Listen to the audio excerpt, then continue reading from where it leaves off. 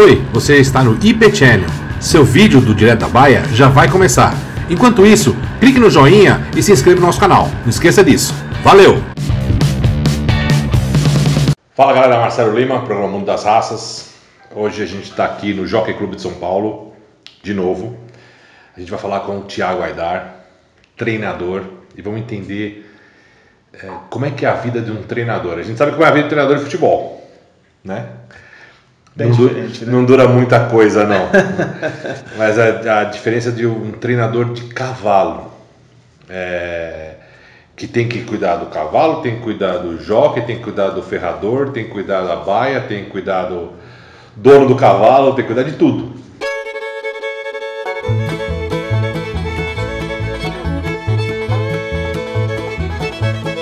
Thiago, primeira pergunta básica. Por que ser treinador de cavalo?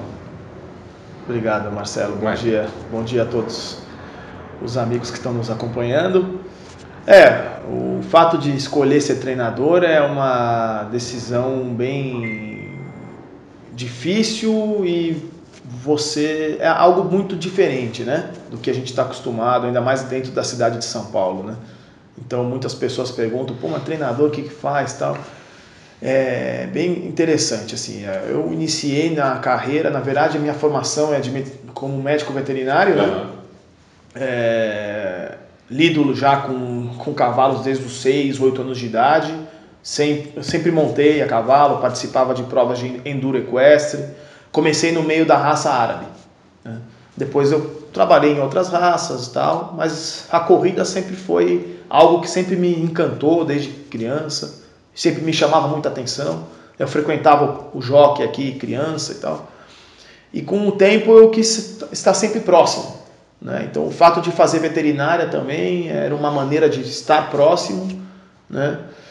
E depois de trabalhar em algumas áreas diferentes, com raças diferentes, eu acabei optando num determinado momento em seguir somente aqui dentro do jockey. Não só como clínico veterinário, mas também atuando na área de treinamento. Legal. Que é uma área complexa, né, Marcelo? Ela começa desde a cocheira, que nem você falou, o mais difícil de tratar de todos que você citou é o proprietário, viu? Eu sei. Do cavalo é fácil. Eu vejo assim os caras comentando, falando, nossa, o proprietário deve... Porque o cavalo, o que eu entendo, é um ser que ele é totalmente voltado para aquela função, correr. Exatamente. São milhares e milhares de anos de seleção para chegar hoje no cavalo de corrida, né? É um esporte que começou na Inglaterra, é chamado esporte dos reis, era um esporte só dos reis ingleses na época, e ele foi selecionado durante muitos anos, né? Então hoje, geneticamente, o cavalo o cavalo de corrida para correr. É claro, a gente tem o puro sangue inglês em outras modalidades, no salto, adestramento, enfim, mas a seleção genética é justamente voltada à corrida. E voltando ao assunto, o proprietário, você acordou de mau humor, bicho? Exatamente. O cavalo é um ser vivo, né? Para começar, ele é um atleta ser vivo. Então ele tem aquelas complicações de um atleta, como tem um jogador de futebol, né? Que começa muito cedo na profissão. Eu gosto de comparar muito com o jogador de futebol. Porque o jogador começa com 8, 10 anos de idade e aqui a gente inicia os potros aos 2 anos de idade. Então, são bem equivalentes, assim, é como se fosse uma criança, né? Então, vai ter problema físico, isso aí é inevitável. A gente procura trabalhar sempre para que não ocorra, mas são atletas que estão suscetíveis a isso. Dá uma febre, dá tosse, catarro, diarreia. Então, o cavalo, ele aparenta ser um animal muito forte, principalmente o puro sangue inglês, mas é uma raça muito sensível, né? Eles ficam doentes muito fácil por qualquer coisa. Que louco, velho. É muito detalhe, né? Tem que ter muita sensibilidade, porque são muitos detalhes envolvidos. Você falou que o cavalo ele é sensível, né? A gente está fazendo muita entrevista com treinadores de aras, proprietários, e todos falam que o cavalo ele é muito sensível, né? Ele sentiu a mosca pousar na perna, tanto que ele mexe para a mosca sair. E a gente, que nem você falou, engraçado, o cavalo de corrida, a gente passa aqui, a gente vê, cara, ele é muito grande. Você vê que é um cavalo extremamente forte. né? A gente fez entrevista com o ferrador, com O Raul, né? o Raul, e ele mostrou pra gente as ferraduras que tem e tal. E uma pergunta que eu fiz pra ele, se a ferradura pode atrapalhar no desempenho, pode. Uma dor de dente no cavalo ele não vai correr, certo? Certo. É isso. Até a gente tem um filme que foi real, né? O Cibiscuit, o Secretariat também. Sim, E em um dos filmes o cavalo era franco favorito para uma corrida, fracassou. O pessoal começou a botar culpa no jockey, que correu mal, não sei o que, chamaram o veterinário. Na hora que abriu a boca do cavalo, um cheiro ruim, o cavalo tinha uma fístula, tinha uma infecção e tinha uma fratura no dente. Isso fez com que o cavalo fracassasse completamente. E eu, secretariar, né? O cavalo campeão da história americana. Exatamente. Nunca ninguém igualou aquele cavalo. Exato. Tem um tríplice coroado junto com poucos outros que foram tríplices coroados também, mas ele foi sempre em recorde, ganhando com uma margem muito, muito grande. Né? Para ser treinador de cavalo, tem que ser veterinário ou tem que ter algum curso específico? Não obriga a ser veterinário, mas quando você é veterinário e tem a formação, esse caminho é um pouco mais curto. Né? Aqui no Jockey a gente tem alguns treinadores, a grande maioria aqui no Jockey não são médicos veterinários. Como que eles se tornaram? Ou porque eram jockeys, montavam e depois de um tempo conseguiram a matrícula de treinador. Essa é uma condição que permite. Tá? Ou eles foram cavalariços e se tornaram subgerentes de uma cocheira durante um determinado tempo. Se não me engano, a pessoa tem que ter no mínimo 5 anos de gerente de cocheira para depois poder tirar a matrícula de treinador. Mesmo assim, ele vai passar por uma série de seleção, entrevista, prova, enfim. Quando você é médico veterinário, aqui no Jockey você tem que ter no mínimo 5 anos de atuação. Você tendo 5 anos de atuação aqui dentro, você consegue a matrícula de treinador, porém o seu histórico tem que ser um histórico limpo. Você não pode ter tido confusão dentro do clube, não pode ser tido envolvido com alguma suspensão por doping ou por outro motivo. Doping do cavalo. Do cavalo. Você pode beber antes. O jockey não pode. O jockey que monta passa por alguns exames de bafômetro antes de montar. Bafômetro? Bafômetro, e também você tem o teste do fio de cabelo para uso de entorpecentes. Também isso gera sérias punições. Se o jockey monta num dia de corrida sob efeitos de drogas ilícitas. Mentira. E também de droga lícita, não pode ter ingerido álcool. Cara, que louco, não sabia disso não, cara. O jockey passa pelo... Passa. Que doideira, não sabia disso não. O jockey é uma profissão de alto risco, né, Marcelo? O para-choque é o peito, né? Então, acho que o turf só perde, está em 6º ou 7º entre os esportes mais perigosos do mundo, né? Então, isso é muito importante. A pessoa que está montando estar ciente, consciente do que está acontecendo, porque não só a vida dele e do cavalo que está em risco, mas de todos os outros competidores que estão na pista. Que louco, cara. Poxa, é interessante, legal isso. Eu não sabia, não. E as escolhas... Porque eu achei que o jockey não era assim, lógico, o jockey é importante, lógico, ele vai dominar o cavalo, ele vai sentir o cavalo naquele momento, se ele vai puxar mais, se ele vai soltar mais, mas não sabia que ele tinha que estar limpo, totalmente limpo. Tem que estar limpo e tem que estar no peso. Os jockeys também são tanto atletas quanto os animais. Só que eles têm determinados pesos a serem cumpridos. O jockey tem uma certa estatura limite, onde ele não pode passar de altura, e ele também tem um peso limite, onde ele não pode ultrapassar esse peso. Porque cada páreo, os cavalos sairão em pesos diferentes. Eu achei que o jockey era pequeno por causa de peso, essas coisas. Não, então tem uma altura limite. Existe uma altura limite também. Olha que doido.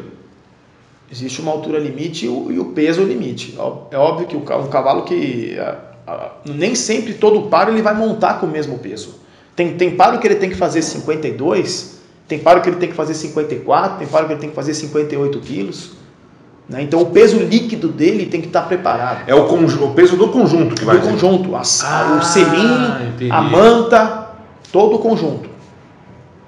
É igual um carro de Fórmula 1, então. É bem semelhante ao carro de Fórmula 1. Você tem o carro, que tem que ser um certo peso, o piloto, tanto que pesa-se o carro separado do piloto com capacete. Exatamente.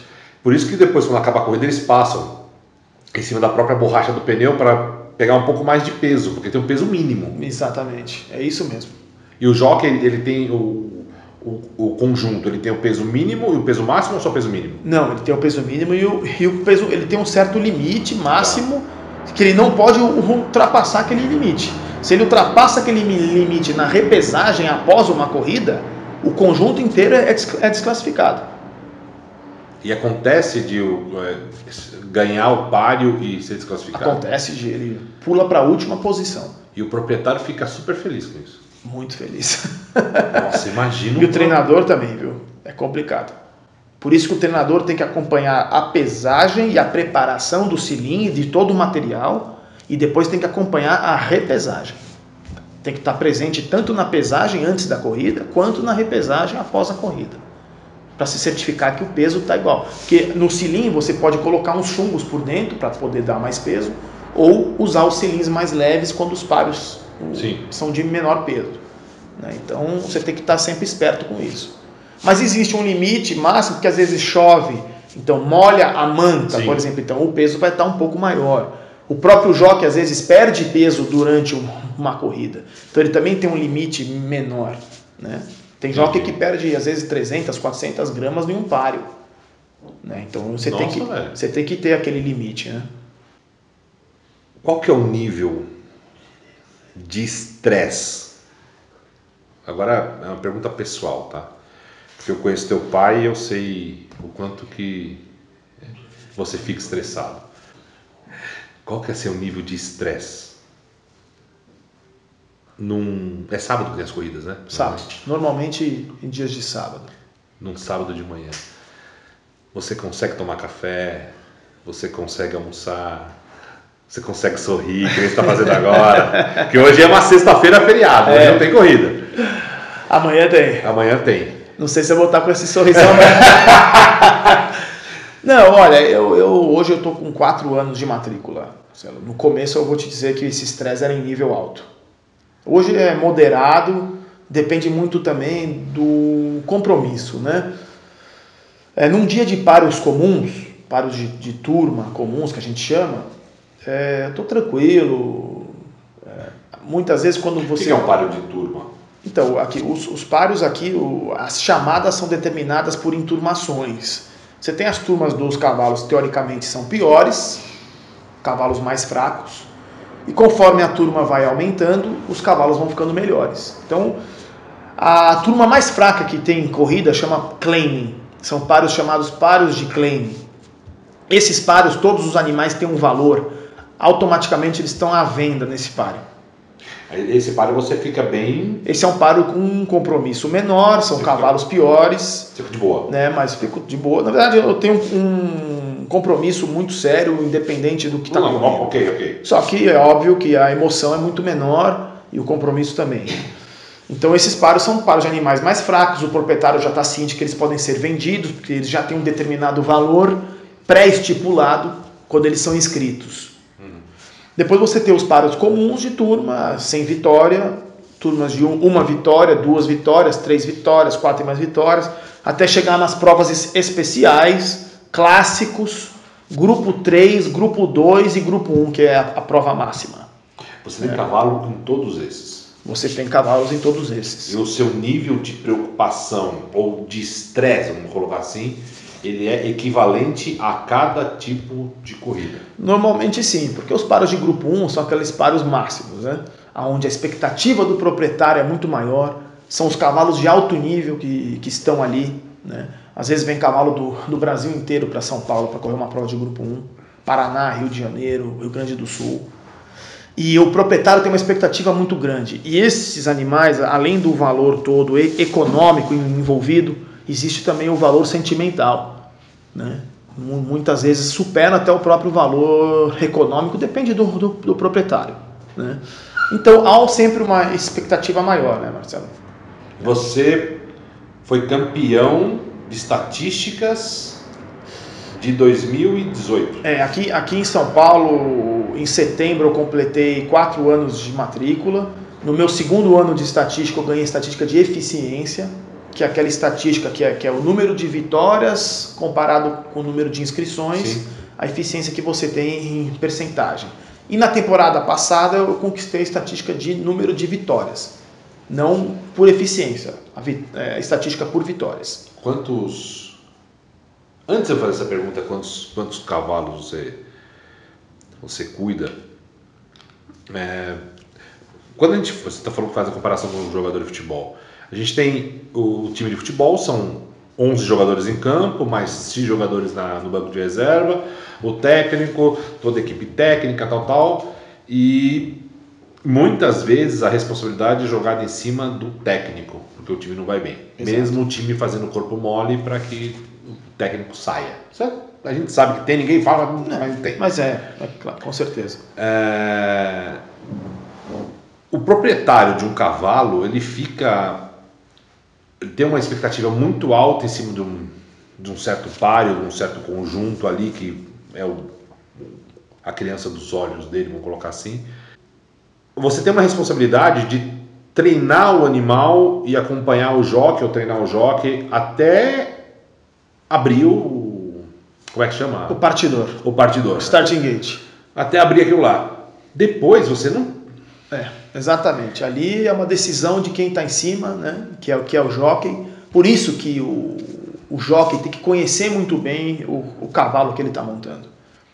Muitas vezes pode até dar certo, mas na grande maioria não dá você dá o jockey assinar um compromisso de montaria num cavalo que ele não conhece e nunca sequer galopou. Porque cada cavalo tem um macete. Sim, lógico. Então o conjunto tem que estar em harmonia. Cavalo e jockey. E o cavalo conhece o jockey que está em cima. Aquela pessoa que está com ele. Às vezes o cavalo conhece mais o jockey ou o jockey conhece mais o cavalo? O jockey conhece mais o cavalo, mas o cavalo sabe a maneira que o jockey se comporta em cima. Então o jockey, com o passar dos dias galopando esse mesmo cavalo, ele vai entendendo os macetes. Tem cavalo que você não gosta que agarre muito na boca. Tem cavalo que gosta de galopar com a rédea mais solta, né? Tem cavalo que você troca de mão, antes de entrar numa curva, você tem que fazer um determinado sinal, um determinado movimento para ele trocar de mão, entrar na curva na mão certa, né? Então o cavalo ele conhece as ordens de quem está em cima e o jockey tem que saber o cavalo que está montando, tem que conhecer. Porque numa corrida muita coisa muda. O chão muda. Você acha que o paro vai sair ligeiro, o paro sai lento, todo mundo sai devagar? Ou tem paro que você acha que sai devagar, todo mundo sai ligeiro? O piso está diferente. O piso está diferente, chove, a raia está com uma areia solta, a raia está com uma areia encharcada, a grama está muito pesada, a grama está muito dura. Então, são N fatores que interferem. O vento está contra a reta final, o vento está a favor. O cavalo larga na baliza 1, que é por dentro, ou o cavalo larga na baliza 12, que é lá por fora, muda completamente a figura do páreo. Isso é tudo sorteio? Tudo sorteio. Os sorteios são aleatórios antes do páreo. Uma semana antes do páreo. Né? Tem aqueles que largam no meio, às vezes larga, os outros espremem, ele acaba sobrando. Quer dizer, ali você tem que contar muito com o fator sorte também é determinante. E você que contrata tudo, o ferreiro. Exatamente. Você contrata a ração. Exatamente. O treinador é responsável por tudo.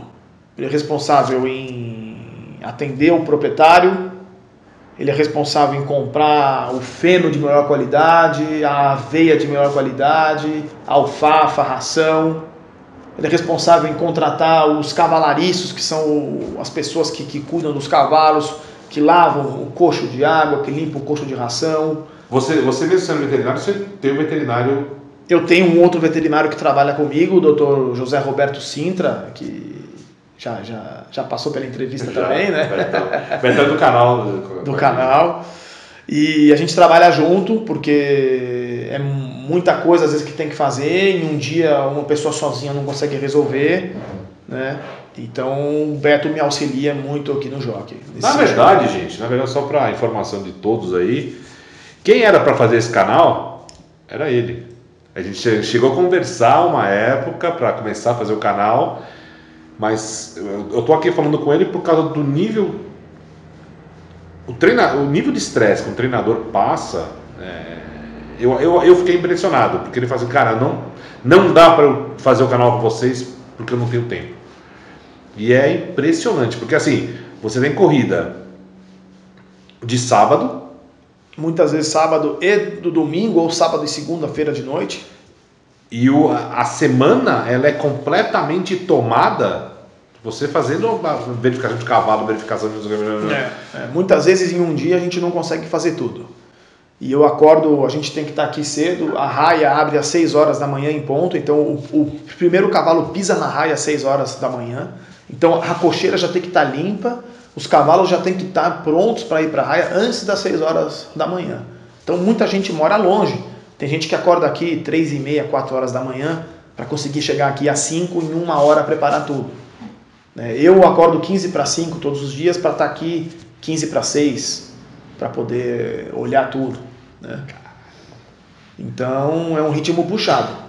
Muito. Sábado a sábado e domingo a gente tem que estar aqui para reavaliar os cavalos que correram no sábado, para ver se ficaram bem, se ninguém sentiu nada, se não machucou, se não ficaram doentes depois da corrida, se machucou, doeu alguma coisa, se a ferradura não soltou, se está em ordem. E você não pode perguntar, você está bem? Não tem isso, né, cara? Além de ser veterinário, você tem que ser detetive também, viu? Porque o cavalo não fala, então você tem que ir por eliminação, né? Você tem que investigar muitas coisas, né? Que doideira, mano. E o cavalariço é uma pessoa fundamental nisso, segundo o gerente da cocheira também. Porque é quem escova o cavalo, é a primeira pessoa que o cavalo vê no dia e a última. Porque é a pessoa que coloca a ração no coxo no final da tarde e vai embora. E a primeira pessoa que abre ele para limpar, para escovar, para trocar água. Enfim, então esse feedback do cavalariço para o treinador é muito importante. E o sucesso do treinador depende muito da equipe que ele tem. Se hoje, graças a Deus, a gente está num nível de sucesso no jockey, é por causa não é só méritos meus. São méritos de toda a equipe, dos meus empregados que trabalham comigo, os jockeys que galopam para mim. É tudo um conjunto, veterinário que trabalha comigo. Né? A equipe tem que ser muito boa, o pessoal tem que conhecer e primeiramente tem que gostar. Porque para o cara sair de longe, 3h30, 4 horas da manhã, todo dia, para vir aqui limpar esterco de cavalo e limpar cavalo, é porque o cara tem que gostar bastante. Quantos cavalos hoje você cuida, trata ou administra? Quantos proprietários? E qual o tamanho da sua equipe toda? Olha, hoje... Porque o cavalariço daqui não é o cavalariço do outro. Não. Então, cada pavilhão desse aqui é composto por um segundo gerente e alguns cavalariços. Normalmente, um cavalariço cuida de 4 até no máximo 5 cavalos. Hoje eu cuido de 4 grupos de cocheira, chamados pavilhões, né? Num número total de 55 cavalos. Eu tenho hoje... Quantos proprietários são? São 13 proprietários diferentes. Tu tem 13 chefes. 13 chefes. 13 caras de mau humor. Tem gente que não aguenta um, né? Eu não aguento o meu. Eu não aguento o Aidar, seu pai. Tem gente que... O cara é mal-humorado quando acorda diante de corrida. Imagina 13 caras mal-humorados em cima de você no dia de corrida, velho. Não dá. Se bem que não são todos, né? Muitos. Os proprietários, esse é um ponto bem interessante. São muitos diferentes. Lógico. Cada um. Muito diferente. Tem proprietário que se perde e não tá nem aí. Quando ganha não faz festa, outros fazem uma festa danada. Né? Tem outros que até reclamam em dia que ganha. Nossa, velho. Porque o tempo do paro não foi bom. Enfim, então, mas a gente tem que estar preparado. Porque aqui, como numa empresa, a gente trabalha para o resultado. Você tem que atingir uma meta. E os proprietários estão aqui, muitos por business, outros por hobby. Para alguns proprietários o cavalo de corrida é um hobby. Para outros proprietários o cavalo de corrida é business. Porque existem aquelas exportações de cavalo, vendas diretas, compras de Sêmen, leilões. garanhão, Na verdade, o sêmen no cavalo de corrida não tem o valor de transferências, inseminações, porque é a única raça que não é permitida a inseminação artificial nem a transferência de embrião. No puro sangue inglês, a monta tem que ser natural. A égua vai até o local onde o garanhão está para ser coberta. Entendi. Né? Então também não tem sêmen congelado, não tem embrião, nada disso. É sempre por monta natural.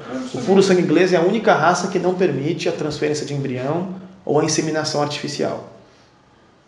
Que louco. Então se eu quiser cobrir uma égua minha que está em São Paulo com um garanhão que está em Bagé, no Rio Grande do Sul, eu tenho que botar a égua no caminhão e levar até lá.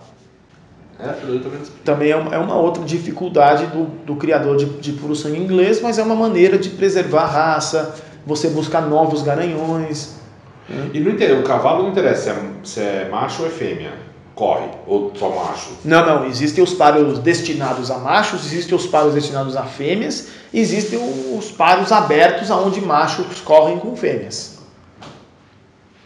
Geralmente o macho tem uma vantagem maior, desempenho melhor, ou isso depende do treinamento do cavalo? Olha, por muitos anos existia essa teoria que a fêmea era inferior ao macho, mas a gente tá vendo tanta... existe uma égua chamada Enable, né, e a Trèves, que ganharam o Arco do Triunfo na França, que é uma das principais provas do turf do calendário europeu, ganharam para cima dos machos. Né? Claro, a gente não vê isso com frequência, é muito menos frequente, mas existem as fêmeas que correm mais do que os machos, com certeza. Você não falou qual é o tamanho da sua equipe total? A minha equipe total ela é composta por 13 funcionários. 13 funcionários? 13 funcionários. Achei que fosse maior até, para 55 cavalos. Não, são 13 funcionários. É que você tem em média, um empregado cuida de 4 até 5 cavalos. Entendi. Né? Mas só que dentro desse grupo, existem aqueles que não escovam, que só galopam. Existe o segundo gerente, que também... Mas você não está colocando os jockeys aí? Não, os jockeys não. Os jockeys não. Na verdade, os jockeys, eles são autônomos. Então, o jockey que monta para mim, num determinado páreo, o páreo seguinte ele vai montar para um outro treinador. Né? O jockey ele é autônomo dentro do clube. Como é que faz isso, velho? Porque assim, ele pode montar 2 cavalos do grupo 1, por exemplo. No mesmo páreo, não. Não, no mesmo páreo não, mas eu tenho 2 pares do grupo 1, por exemplo, no dia? Tem. Você Tá. tem. Existe um calendário clássico anual, né? Entendi. Que já é previamente determinado. Por exemplo, nós estamos no final de 2019, mas o calendário de 2020 clássico já está pronto. Entendi, cara. Eu achei que o jockey era daquele cavalo ou de alguns outros cavalos só, mas ele... Então, depende do jockey, ele tem alguns contratos também, tá? Grandes coudelarias, às vezes, contratam um jockey para montar com exclusividade.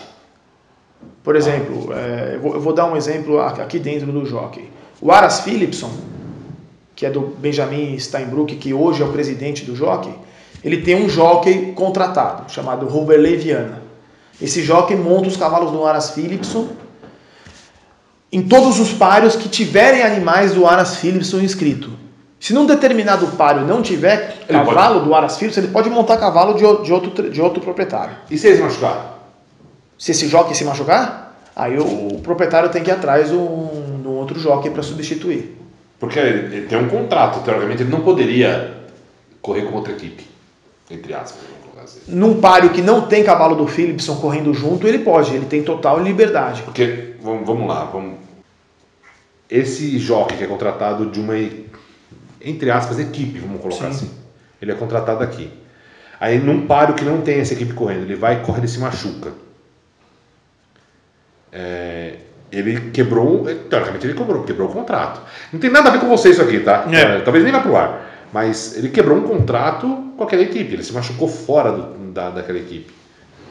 É estranho isso, né? Teoricamente ele não poderia correr, né? Mas essa cláusula num contrato com o jockey não existe, porque cada par ele vai estar montando para uma pessoa diferente. O jockey, ele é autônomo? Ok. Então ele monta onde chamar ele e ele se adaptar melhor, ele ter uma condição melhor, né? Mas quando ele é contratado, cara, é meio complexo esse bagulho, né? Ele tem que tomar cuidado, porque ele tem um compromisso muito grande, né? Porque você é contratado de 13 proprietários para tomar conta de 55 cavalos. Mas você é contratado desses aí e o seu risco de se machucar é muito menor. A não ser que você ganhe uma corrida, enche a lata, cai, bate a torce o pé aqui, beleza. Torci o pé, beleza.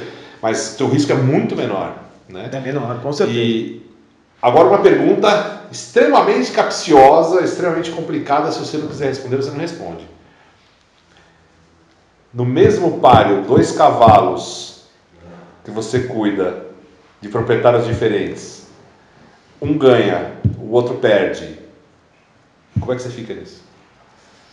Olha, a gente tem que agir com naturalidade, porque é o seguinte, no turf, estatisticamente, o proprietário mais perde do que ganha, isso é estatístico. Então, uma coisa que a gente tem que deixar clara, tem que ser muito transparente para os proprietários, né? Que é o seguinte, o nosso trabalho é feito igual para todos, não há diferenças.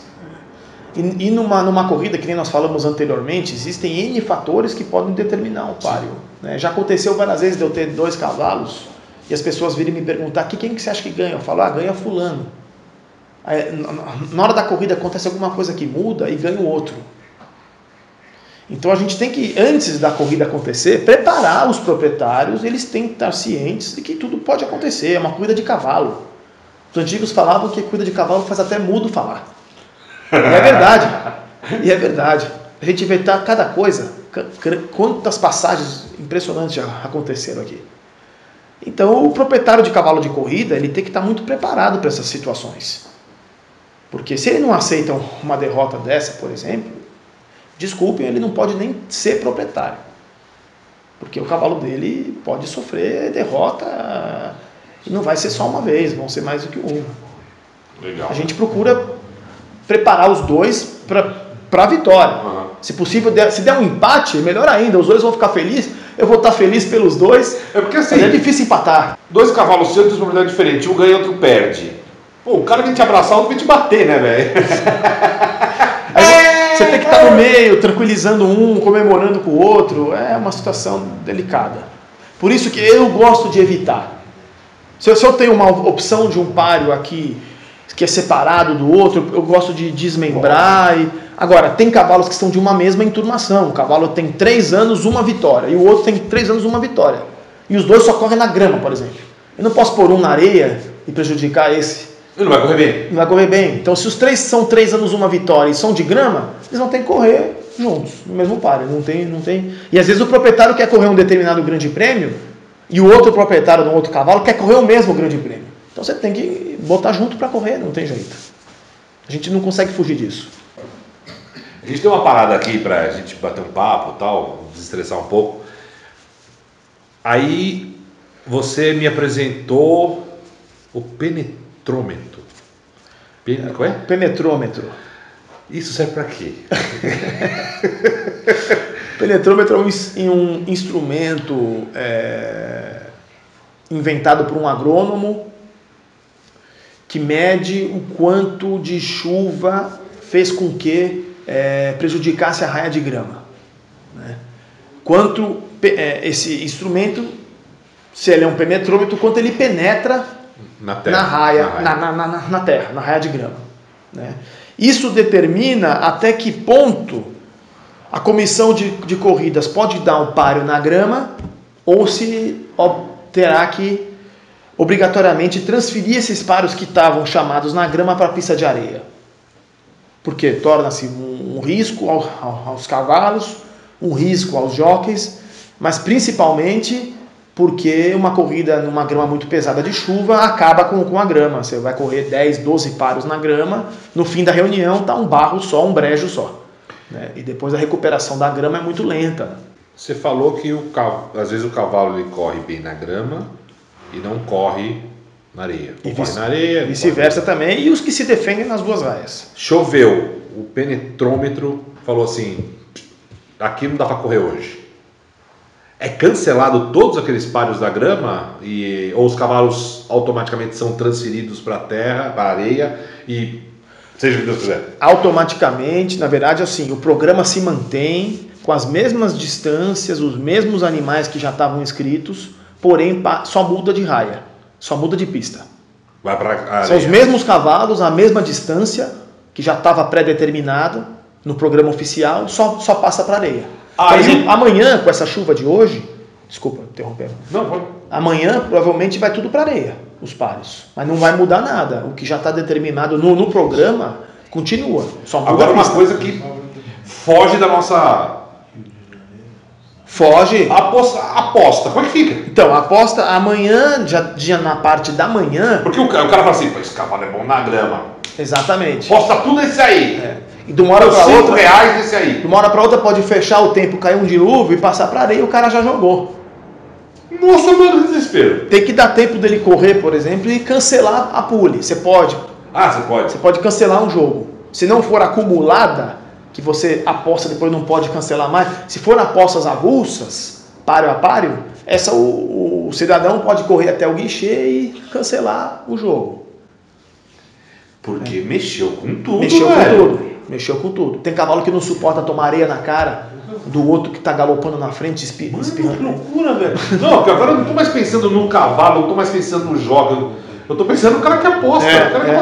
Exatamente. E eu ganho dinheiro, como que fica? Porque mudou completamente, virou uma loteria. Se ele fez uma acumulada, ele não pode mais mudar. Agora, se ele tem um jogo avulso, páreo a páreo, ele pode cancelar. Cara, imagina a correria que deve ser. E você só pode cancelar antes dos cavalos alinharem. Depois que os cavalos alinharam, fecharam as portas do starting gate, já era. As apostas são canceladas. São encerradas. Cara, que loucura. E muita coisa muda. Um cavalo que era um grande azar, uma zebra na grama, às vezes chove, passa para areia e se torna um favorito. E vice-versa também, né? Automaticamente ele era 15-1, ele passa a ser 2-1, 3-1. Entendi. Né? Que loucura, velho. O turf é muito complexo. O turf, né? Depende de muitos fatores, inúmeros fatores. Que loucura. Nossa, essa pra mim é novidade. Eu achei que cancelava tudo, não cancela tudo, não vai ter mais. Não, já houve... Não, transfere pra terra. Não, houve um evento, eu presenciei acho que 2 vezes só, em todo esse tempo que eu acompanho corrida. Tava muito perigoso, tava caindo raio. Né? E aqui é muito aberto. Muito aberto, aí as corridas foram canceladas mesmo, a transmissão, o próprio narrador não estava enxergando nada, não tinha como narrar. Então tem dilúvios, assim, tempestades violentíssimas que não tem condição de dar corrida. Mas antes de cancelar, a comissão de corrida segura ao máximo, os cavalos esperam lá dentro.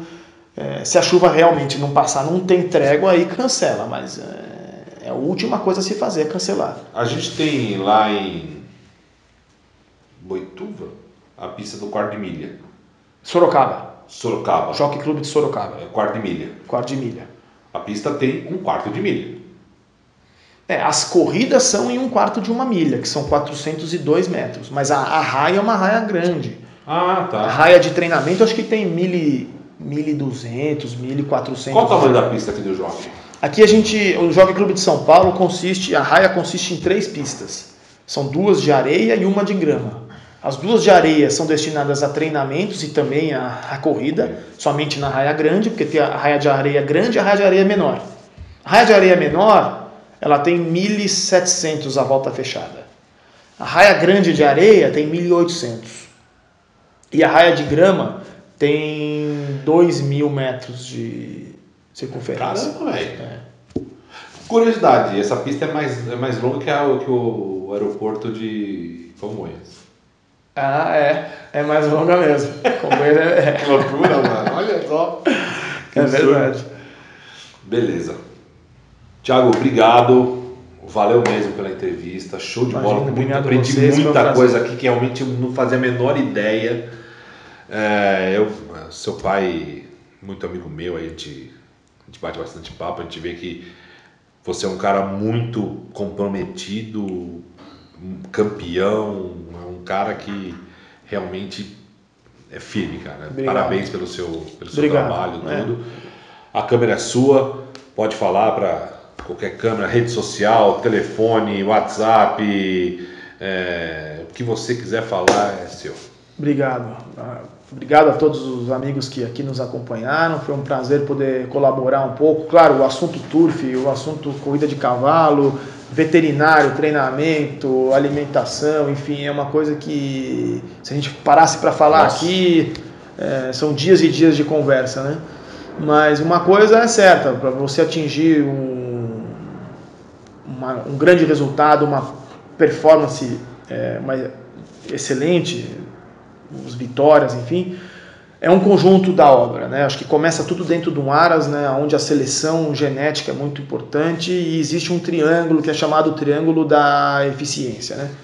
Você tem que ter ali alinhado o treinamento, a genética e a alimentação, né? Esses três fatores têm que estar em harmonia, e a criação é muito importante, né? Não é só o nosso trabalho aqui. O segredo é você escolher um bom potro, né, de jovem, estudar muito a parte genética, isso é fundamental, porque mesmo você escolhendo a melhor genética, o melhor criador e dando tudo de melhor, muitas vezes as coisas também não dão certo. Então você já tem que começar de uma forma correta para a coisa dar certo. Às vezes quando você começa de uma forma errada, a chance de sucesso é praticamente zero. Então essa seleção do potro jovem, do animal jovem é fundamental, né? Agora para aquela ali, você fala Instagram, Facebook, Twitter, WhatsApp se você quiser, para o pessoal entrar em contato com você, se quiser tirar alguma dúvida, se quiser te contratar, quiser... Então, para o pessoal que nos acompanha aí pelas redes sociais, eu tenho uma página no Facebook, né, que é T-Aidar, treinamento de cavalo de corrida. Com H, né? T-Aidar com H. T-Aidar, treinamento de cavalo de corrida. E meu WhatsApp é 11 991 34 44 44. Estou disposto a tirar dúvidas, a cocheira está de portas abertas para os amigos que quiserem conhecer nosso trabalho, conhecer os trabalhos de raio, os trabalhos de cocheira, né, a parte clínica veterinária para os estagiários de veterinária também que tenham um interesse em acompanhar o dia a dia no jockey. Qualquer coisa manda um inbox lá no Facebook ou manda um WhatsApp, a gente está 24 horas online aí. Legal, cara. Muito obrigado mais uma vez. Parabéns. Obrigado. Curta o nosso vídeo, assine nosso canal, não esqueça disso. Até a próxima. Valeu. Tchau. Valeu. Obrigado. Parabéns, velho. Obrigado.